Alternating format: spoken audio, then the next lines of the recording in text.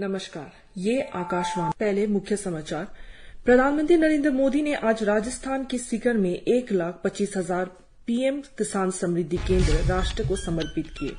सरकार भारत को एक विनिर्माण केंद्र बनाने के लिए रसायन और पेट्रोकेमिकल क्षेत्र के लिए उत्पादन आधारित प्रोत्साहन पर विचार करेगी, निर्मला सीतारामन। केंद्रीय संसदीय कार्य मंत्री प्रहलाद जोशी ने कहा, अविश्वास प्रस्ताव पर विपक्ष एकजुट नहीं है और उनके बीच सहमति नहीं है। मौसम विभाग ने तेलंगाना और मुंबई सहित महाराष्ट्र के कुछ हिस्सों में बारिश का रेड अलर्ट जारी किया। एचएस प्रणय और लक्ष्य सेन जापान ओपन बैडमिंटन के पुरुष सिंगल्स के क्वार्टर फाइनल में पहुंचे। और अब समाचार विस्तार से। प्रधानमंत्री नरेंद्र मोदी ने आज राजस्थान के सीकर में 1,25,000 पीएम किसान समृद्धि केंद्र राष्ट्र को समर्पित किए। प्रधानमंत्री ने यूरिया गोल्ड का भी शुभारंभ किया।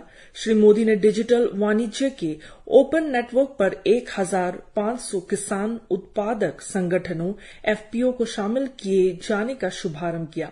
श्री मोदी ने बटन दबाकर प्रधानमंत्री किसान सम्मान निधि के अंतर्गत 14वीं किस्त के रूप में लगभग 17,000 करोड़ रुपए की धनराशि डीबीटी के माध्यम से 8.5 करोड़ से अधिक लाभार्थियों को जारी की।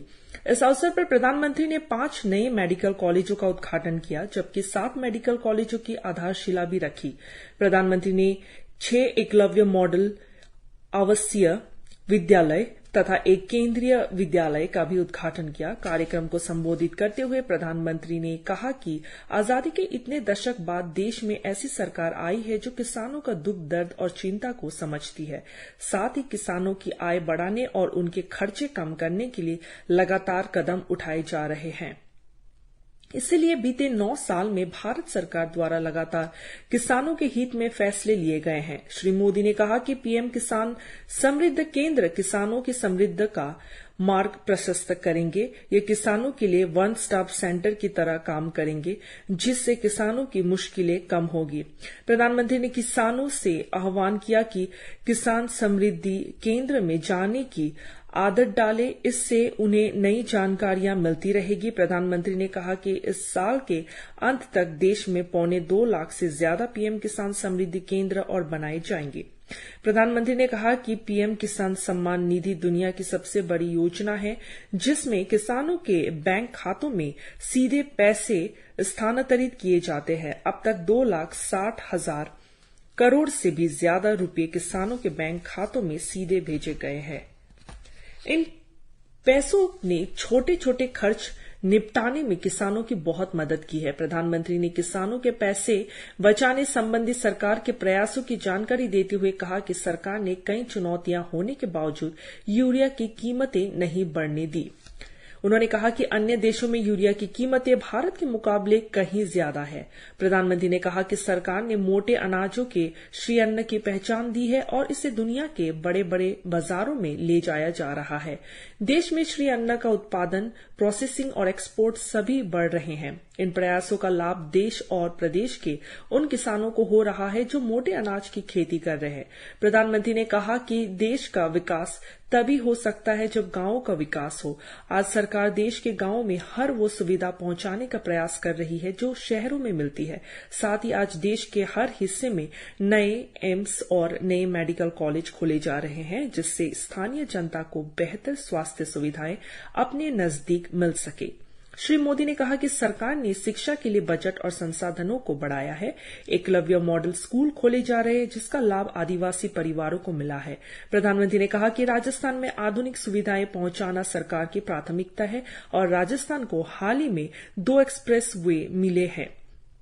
उन्होंने कहा कि बुनियादी सुविधाएं होने से राज्य में पर्यटन और विकास के नए रास्ते खुलेंगे। कार्यक्रम के दौरान राज्यपाल कलराज मिश्रा, केंद्रीय मंत्री मनसुख मांडविया, नरेंद्र सिंह तोमर, गजेंद्र सिंह शेखावत, कैलाश चौधरी तथा राज्य सरकार के मंत्रीगण भी मौजूद रहे।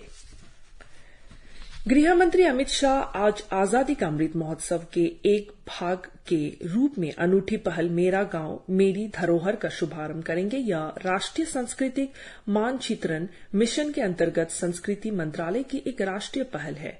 श्री शाह आज शाम नई दिल्ली के कुतुब मीनार परिसर में एक भव्य सांस्कृतिक पोर्टल शो के दौरान आधिकारिक तौर पर इस वर्चुअल प्लेटफॉर्म की शुरुआत करेंगे। वर्चुअल प्लेटफॉर्म www.mgmd.gov.in लोगों को ग्रामीण भारत से जोड़ेगा। हमारे संवाददाता ने खबर दी है कि इस दौरान श्री शाह विभिन्न ग्रामवासियों से संवाद भी करेंगे और यह भारत के गांवों के अंतर्मन और आत्मा से जुड़ने का एक अद्भुत अवसर होगा। मणिपुर हिंसा मुद्दे पर विपक्षी पार्टियों के विरोध के बाद लोकसभा 2 बजे तक स्थगित कर दी गई है। सदन की कार्यवाही जब शुरू हुई तो कांग्रेस, टीएमसी, डीएमके, जेडीयू और अन्य विपक्षी पार्टियों के सदस्य सदन के बीचों बीच आ गए और मणिपुर मुद्दे पर प्रधानमंत्री नरेंद्र मोदी के वक्तव्य की मांग करने लगे। अध्यक्ष ओम बिरला ने विरोध कर रहे सदस्यों से सदन की मर्यादा कायम रखने को कहा, लेकिन सदस्यों ने इस पर ध्यान नहीं दिया। विपक्षी सदस्य काले वस्त्र पहन रहे थे। हंगामे के बीच अध्यक्ष ने प्रश्नकाल चलाने की निरर्थक कोशिश की। बाद में उन्होंने सदन की कार्यवाही 2 बजे तक के लिए स्थगित कर दिया। इस बीच मणिपुर हिंसा मुद्दे पर विपक्षी पार्टियों ने राज्यसभा में भी हंगामा किया और राज्यसभा की कार्यवाही दोपहर 12 बजे तक के लिए स्थगित कर दी गई।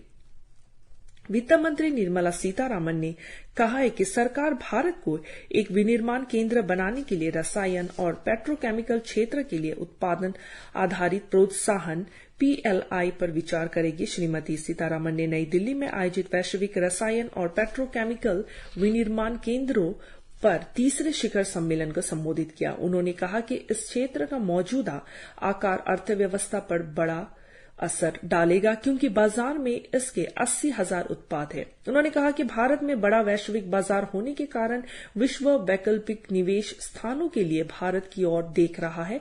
PLI योजना के कारण देश में उत्पादन, रोजगार सृजन और निर्यात में बड़ी वृद्धि हुई है। सरकार ने अपनी उत्पादन क्षमताओं को सशक्त बनाने के लिए 1,97,000 करोड़ रुपए के बजट के साथ 14 क्षेत्रों में इस योजना को कार्यान्वित किया है। श्रीमती सीतारामन ने कहा कि भारत ने 2047 तक ऊर्जा के क्षेत्र में आत्मनिर्भर बनने और 2070 तक शून्य कार्बन उत्सर्जन का लक्ष्य निर्धारित किया है।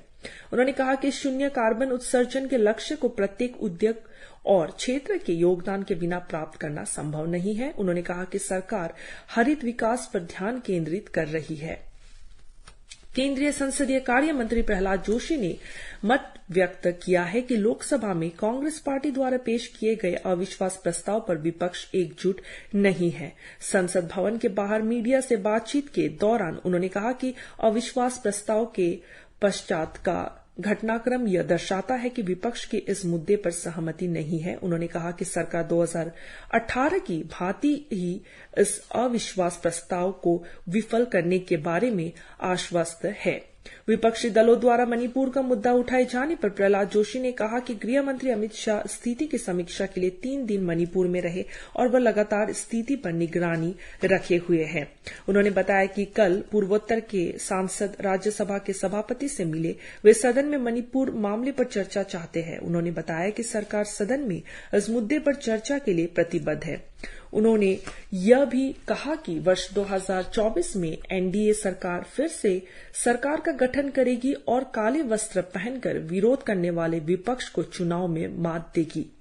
सरकार ने कहा है कि मेरी माटी मेरा देश कार्यक्रम इस वर्ष 9 अगस्त से 15 अगस्त के दौरान देश भर में आयोजित किया जाएगा। लगभग 7,500 खंडों से चयनित युवा दिल्ली के कर्तव्य पथ पर जुटेंगे। इसी के साथ ये समाचार बुलेटिन समाप्त हुआ। नमस्कार।